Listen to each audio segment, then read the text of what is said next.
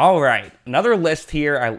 Top 7 list, always a good time. We're doing top 7 off-ball linebackers. So just real quick, in case you're unclear on what I mean by off-ball linebackers, I'm talking about someone who isn't known for rushing the passer, who's not, basically either a middle linebacker in a 3-4 scheme or just a linebacker in general in a 4-3 scheme, because certain schemes, the linebacker is someone who's constantly rushing the passers. So, for example, TJ Watt is listed as a linebacker. He will play some coverage, but only for like 50 snaps. The rest, he's rushing the passer or playing run defense. He is not an off-ball linebacker. So, just in case anyone was unclear about that, it's an interesting list with the off-ball linebackers. There's a lot of fluctuation that goes on year in and year out, especially in coverage. So, it's always difficult, but I think that, I compile this list, spend some time on it. We'll see how it goes.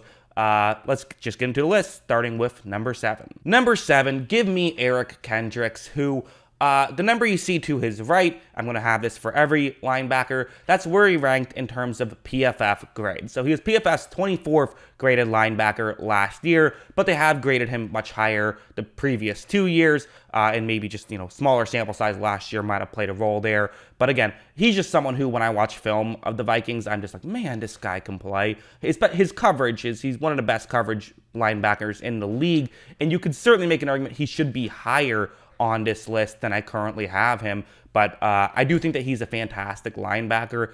And again, I value coverage linebackers, certainly. So for what he can do, certainly like it. He hasn't been great every year he's been in the league, but when he has been great, he's been great. So that's why he's number 7 on this list. Moving on to number 6, speaking of someone who has not been great every year they've been in the league, Campbell has only been great for 1 year, but in that year he was fantastic. You see that first overall ranking in terms of PFF grade.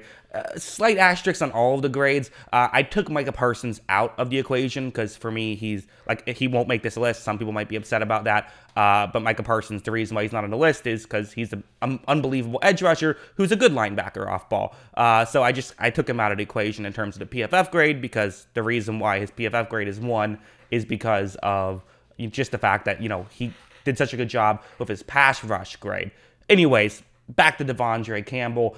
Complete breakout with Green Bay last year and was legitimately a fantastic linebacker. Why is he only number 6 then, if that's the case? Well, I've only seen it 1 year. I want to see it again, and that was a great scheme, and there was a lot of talent around him. That being said, he still did so much for that Packers team. He was such a find for them, and I think that, he certainly belongs on this list. I couldn't leave him off this list, even though typically I like a bigger sample size, and I don't like to put one-year wonders on the list. I'm still putting him here. Number 5, give me Lavonte David, who 7th PFF grade last year. In previous years, I might have him higher than number 5. He's still fantastic, though. And one of the things that he does so well for Tampa Bay is he really does do the dirty work that allows Devin White to then kind of swing for the fences and try to get his home run plays, because White knows that if he misses, well, David's there to back him up. A lot of what David can do so well is in the coverage game.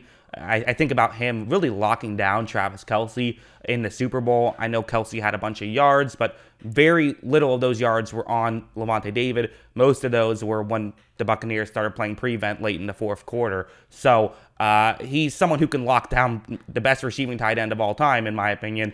That's definitely a strength in his favor. Obviously an incredibly smart player on top of this. He's just someone who's been a fantastic player for Tampa Bay for quite some time, and he has the ability to make some splash plays too. Haven't seen as many these past couple years because he's kind of, again, played slightly a different role once White got there, but he can still, make a highlight reel level play when he needs to, and he just makes all of he makes all the, I don't want to say easy plays, but he makes all the plays that you're supposed to make, which there's a lot of value in that, and he can certainly go above and beyond. So he's number 5 on this list. We're really getting into the established stars at this point. Number 4, I'm still going Bobby Wagner. I've always been a huge Bobby Wagner guy. Maybe saw a little bit of dip in play last year, not much. Still the 9th graded player according to PFF, and I would agree with that. Around there feels right, which is a down season for him. A fringe top 10 season, that's a down season for him. He's used to being fringe top 1. His coverage is otherworldly, and on top of that, his run defense is fantastic as well. Getting up there in age, and this is a right now list, not a career accomplishment list. It's who would I rather have for the 2022 season. And because of that, there's just a few guys that I do have a little bit higher, just 3 guys I have higher. But I've always been a huge Bobby Wagner guy, and I think that, he's fantastic. Really interested in seeing what he does with the Rams, who historically don't value linebackers, but, Wagner is no ordinary linebacker. Number 3, Demario Davis. Again, one of these guys who, as a Buccaneers fan, I just hate. He's so good. He disrupts everything. Any play that looks like it's going to go for a 7-yard rush is a 3-yard rush with him. He's always in the right position to not allow stuff to go over the middle. Just one of those guys who can do it all, and kind of, again, blossomed late in his career, but really, since coming over to the Saints, has just been fantastic. It's been a perfect fit for Demario Davis. I do think that he's still playing at a higher level than guys like Lavonte David and Bobby Wagner, who were both probably better at their peak than Davis was at his peak. But right now, I'd say Davis is the better player out of those 2 guys, but I still can't put him ahead of the top 2 because I don't think he's quite on their level. Number 2, Darius Leonard is on this list. 3rd graded PFF player. I have him here at number 2 because he's fantastic. Again, he's someone who will get the splash plays, and I want that in a linebacker. I want someone who can generate splash plays. And what I care about more, and this is where things get tough because it is hard to, it's hard to evaluate some of this stuff where it's hard to use stats to evaluate this, I guess I would say, which I usually hate being the guy who says, can't look at stats, you have to watch film, because there's a lot of good stats out there, and ignoring those is a dumb idea. Just because passing yards doesn't make sense doesn't mean stats don't make sense. But like, something like forced fumbles or fumble recoveries or even interceptions, there's just so little that happen and so little opportunity for something like that to happen. You can't really get a great gauge on it just by looking at the numbers. But his film shows that he can consistently, when someone makes a mistake in his area, he takes advantage of it. And because of that, that's what makes you realize, okay, this is someone who is going to add some value.